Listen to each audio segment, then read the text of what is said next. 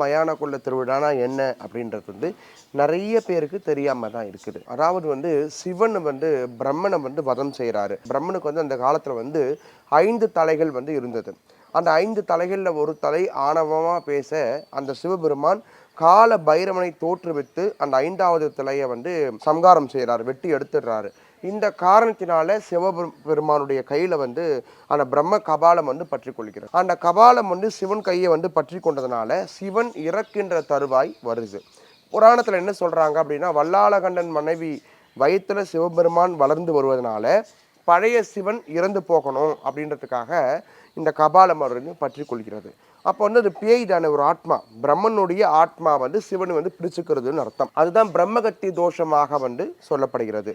இந்த பிரம்மகத்தி தோஷத்தை நிவர்த்தி செய்வதற்காக பார்வதி தேவி தன்னுடைய அண்ணனான பெருமாள் கிட்ட போயிட்டு உபாயம் கேட்குறாங்க. என்னுடைய கணவருடைய உயிர் மாய போகிறது, இதுக்கு என்ன பண்ணணும், நான் என்ன செய்யணும்னு கேட்கும்போது பெருமாள் என்ன சொல்கிறாரு அப்படின்னா, இந்த மயானத்தில் ரத்தத்தில் உணவு சமைச்சு பல தானிய உணவுகள் சமைச்சு அந்த கபாலத்துக்கு பலி போடணும்.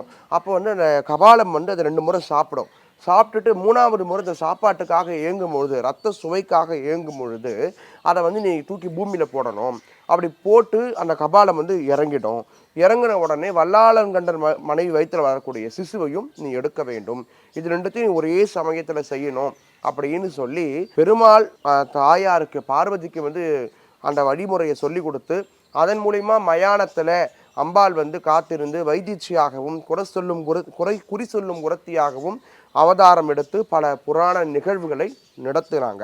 அந்த புராண நிகழ்வை தான் அமாவாசை அன்னைக்கு செய்கிறோம், மாசி அமாவாசை அன்னைக்கு செய்கிறோம்.